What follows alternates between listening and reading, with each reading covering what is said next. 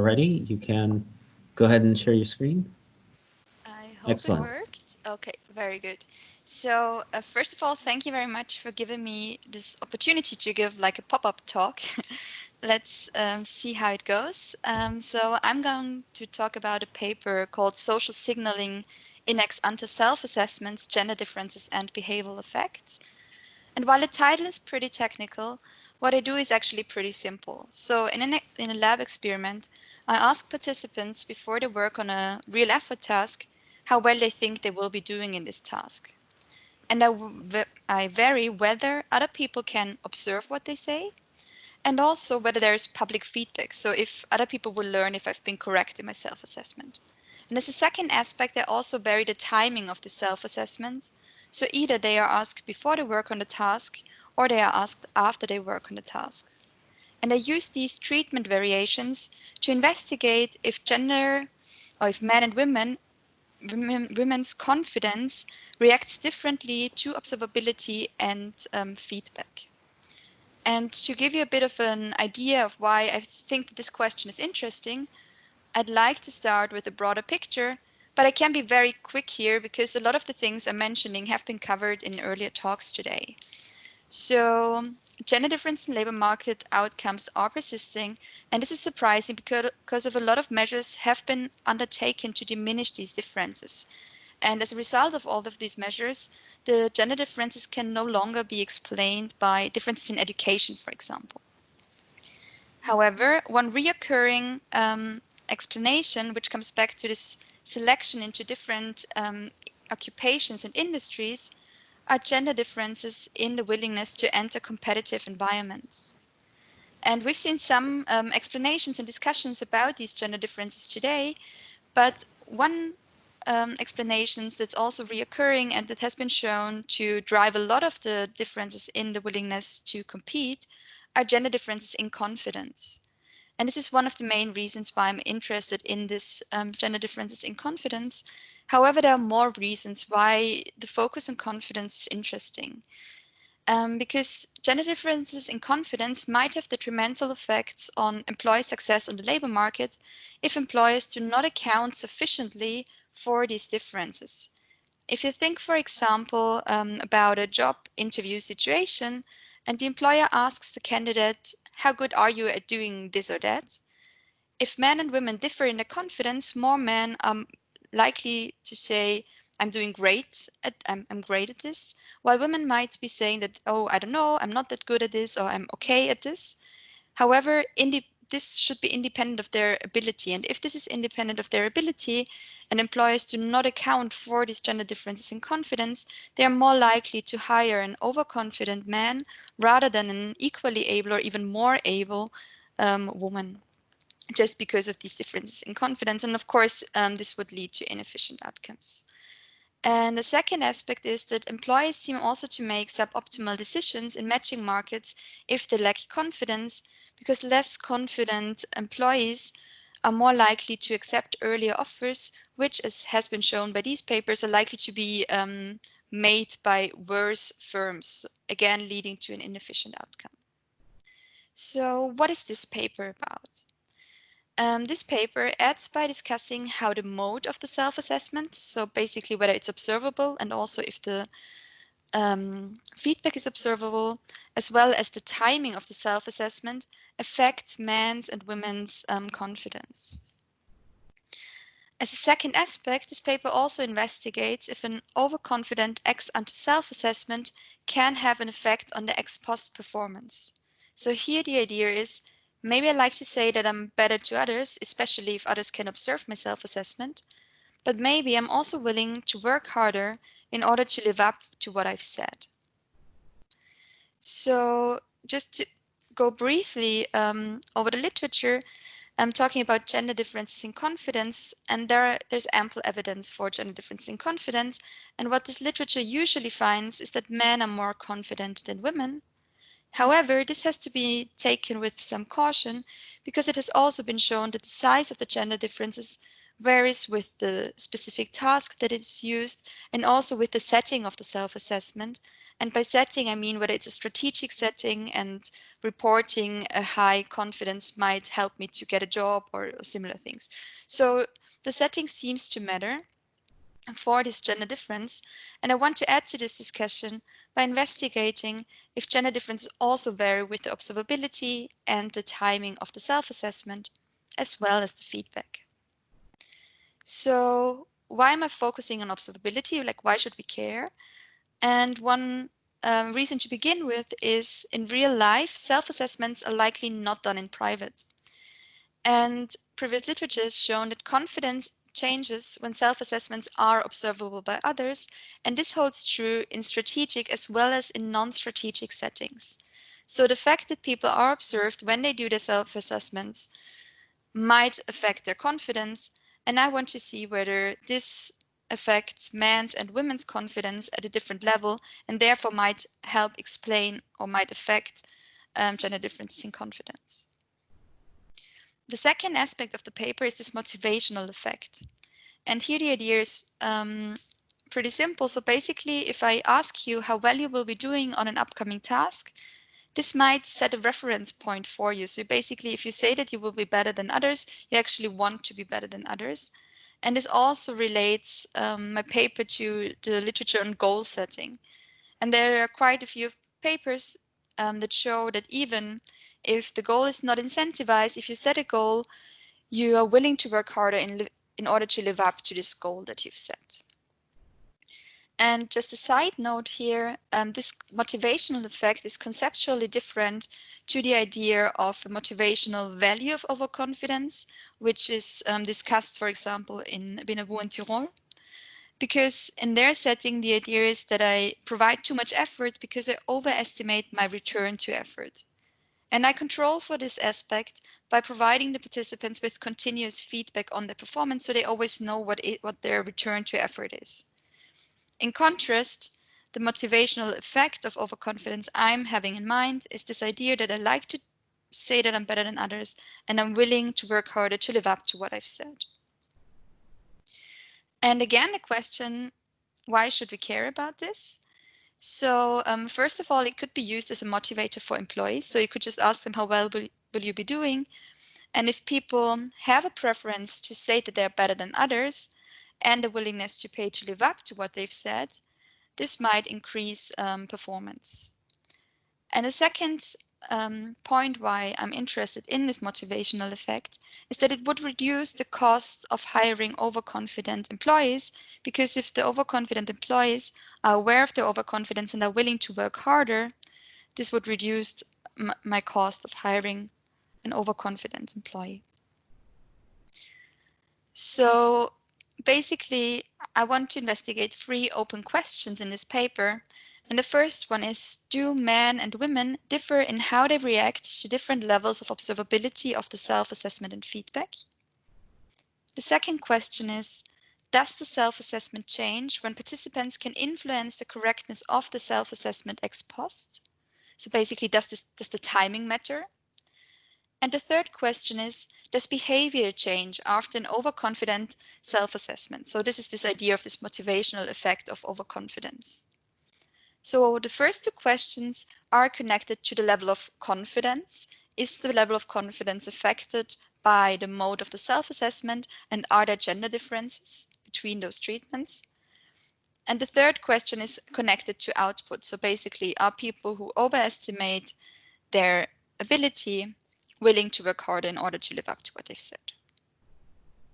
So how am I investigating these questions? So I use a real effort task, and participants receive a piece rate for each correctly solved task. However, the tasks become more and more difficult, which means that it takes me more and more time to solve an additional screen or an additional task. And in addition to that, there are controlled monetary opportunity cost of work. And I introduced this opportunity cost of work by offering the participants a paid alternative, so basically paid leisure. And the combination of those 2 features, so the increasing difficulty and the paid outside option, allow me to have an interior money maximizing switching point for each participant. So basically, I can estimate an optimal output for each participant based on their ability. And this also means that I have an interior solution and participants can influence their placement by working longer than money maximizing. So just to make this very clear, because it's essential for this motivational effect of overconfidence, I work on the task and at any moment in time I can decide to stop working. If I stop working, I'm not coming back to the real effort task. Depending on how good I am at solving the tasks, which get more and more difficult, I should switch earlier or later within the real effort phase. However, the parameterization is such that basically every participant should switch somewhere in the middle to maximize their earnings. And by that, participants, if they want to work harder to live up to what they've said, they can, because without the self-assessment, most of the participants stop approximately in the middle of the real effort phase. Okay, so that's the real effort task. And let's talk about the experimental setup. When the participants come to the lab, I elicit a proxy for the cognitive ability and risk aversion. And after that, the participants can practice the task for 4 minutes, which is not incentivized. As the next step, there's a 5-minute real effort phase with only the piece rate. So this will be used as a proxy for the participant's ability.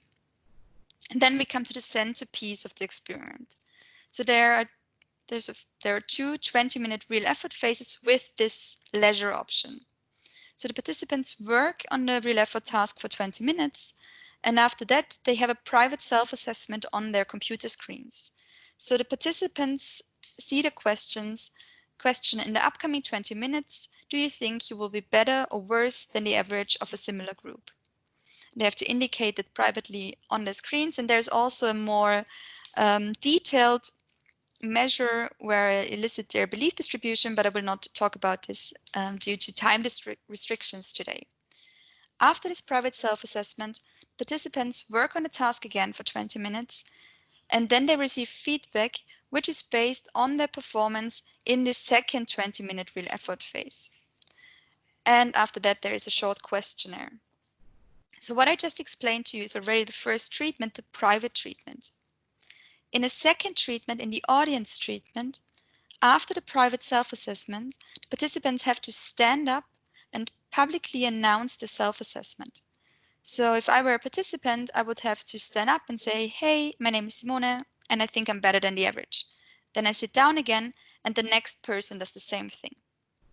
After this public self-assessment, the participant work on the 20-minute real effort task again, and then they receive private feedback. In a third treatment, in the feedback treatment, the participants again first do the private self-assessment, then they have to stand up and publicly announce the self-assessment. They work on a task again, and after that they receive public feedback, which means that they have to stand up again, and the experimenter publicly tells them whether their self-assessment was correct or not. So if I were the experimenter, I would say something like, hey, cubicle 2, you said you would be better than the average, but you were worse than the average. So let me sum up quickly. In the private treatment, we only have a private self-assessment and private feedback. In the audience treatment, we additionally have public self-assessment, but still private feedback. And in the feedback treatment, we have public self-assessment and public feedback.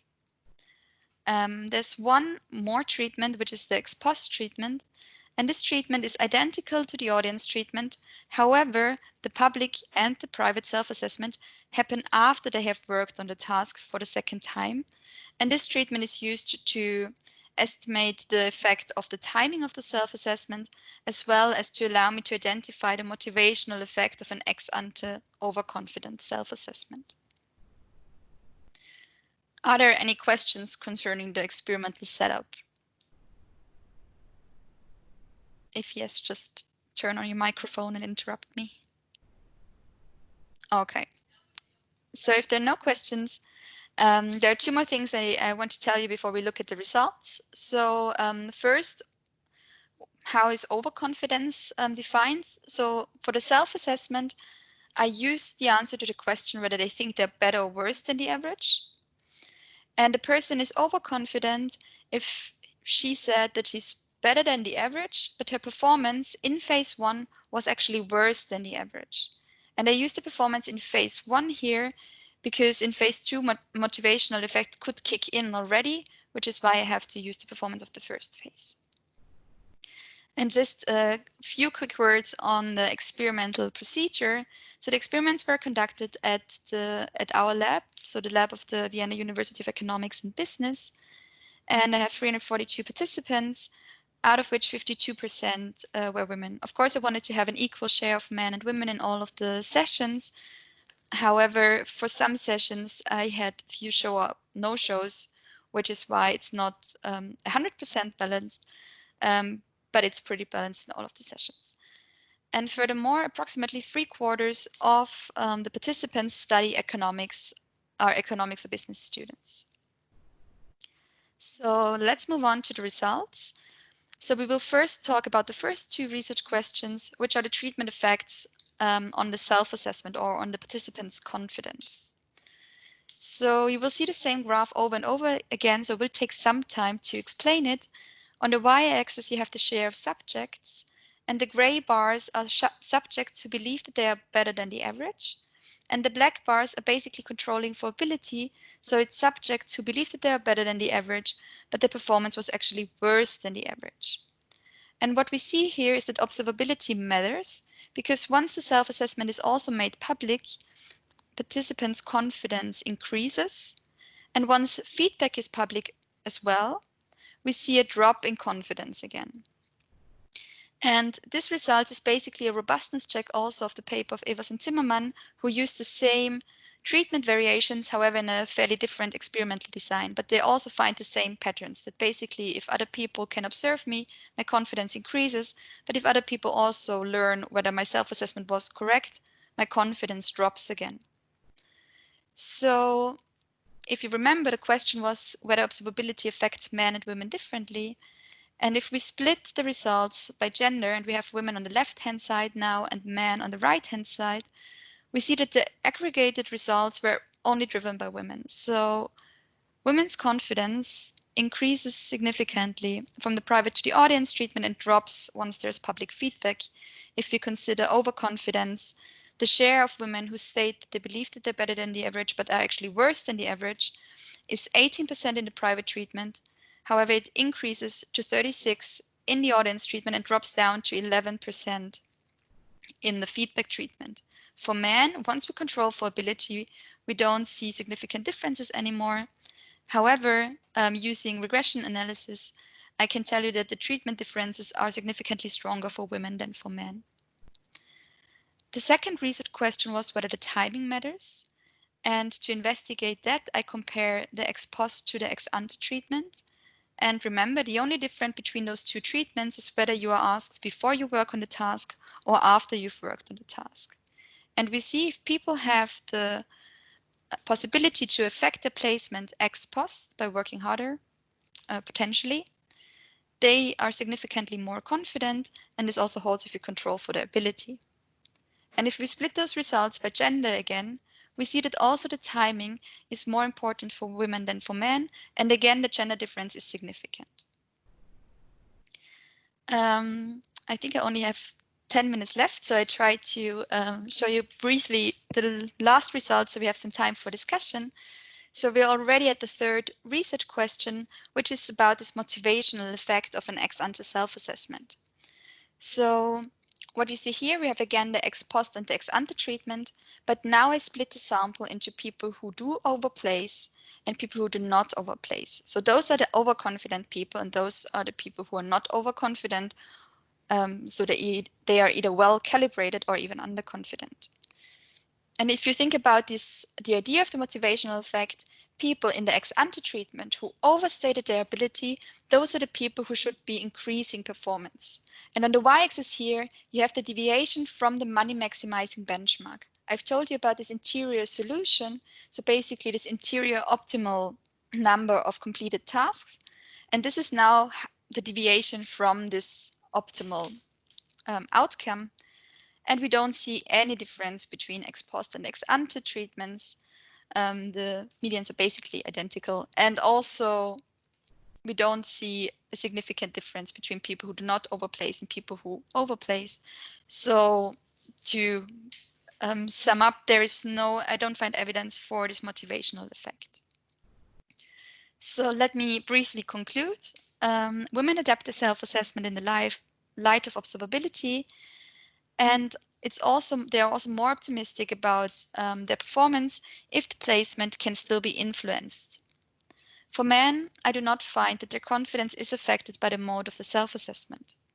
And this set of result is interesting as it is in contrast to female modesty literature. However, recent papers have shown that basically social norms might depend on your peer group, for example. And if you remember where this experiment was run, it was at the business school. So maybe while in some situations the norm would be that females have to be modest, in others it might be that women should also be good at math.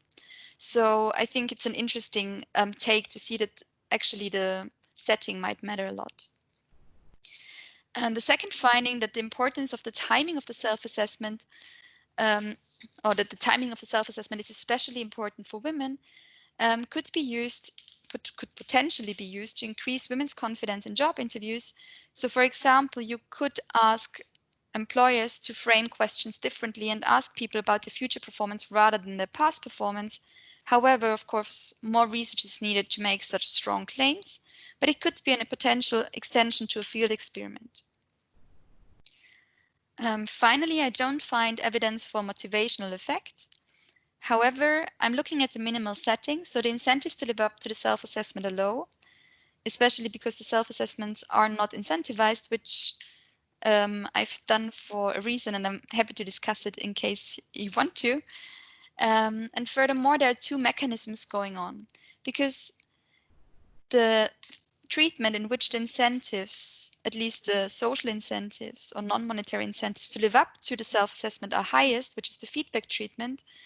In this treatment, you can either go down with the self-assessment or you can work harder. So basically you have those two different options to react to the treatment. And in my experiment, the people mainly reacted in dropping the self-assessments, which didn't leave much scope for an increase in performance anymore. So it would be interesting to see, when does the motivational effect kick in? So basically, how can I make the self-assessment stay up even in the feedback treatment, and see if people are willing to work harder in this situation? Okay, so thank you for your attention so far. Are there any questions or comments?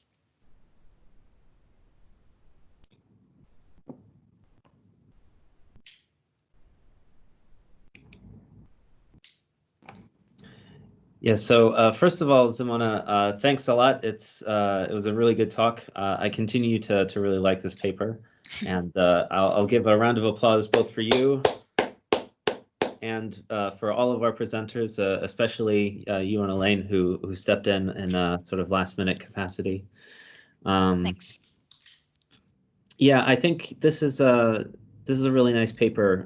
Especially, I mentioned I like the result that that men really sort of don't have any shame in this. The public shame of not living up to your expectations, and I think sort of the evidence of that, and looking at how Boris Johnson has made all of these claims about how the UK is going to deal with the coronavirus and set up this great contact tracing system, and he repeatedly falls short of his public pronouncements, but it just doesn't faze him. Exactly, it just doesn't seem to care.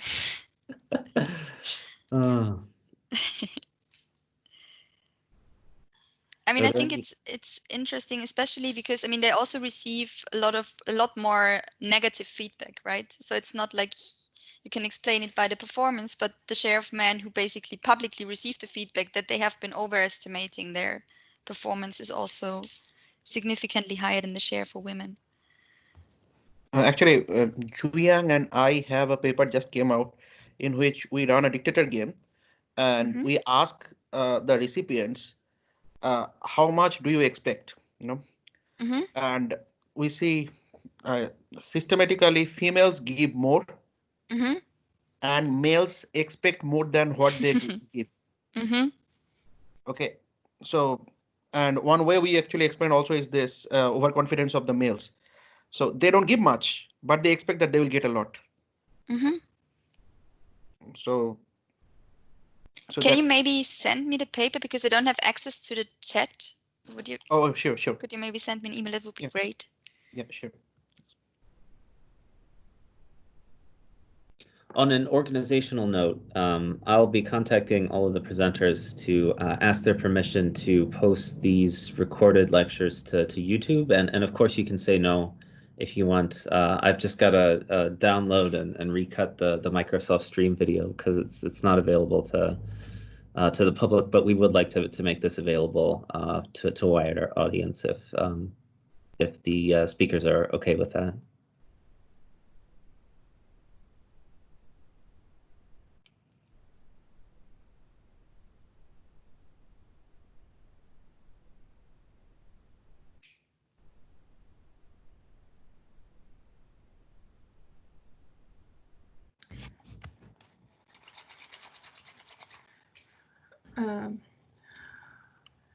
Okay, so yes, seems like we are done with today's workshop. So yeah, I'd like to say a lot of thanks to two keynote speakers and presenters.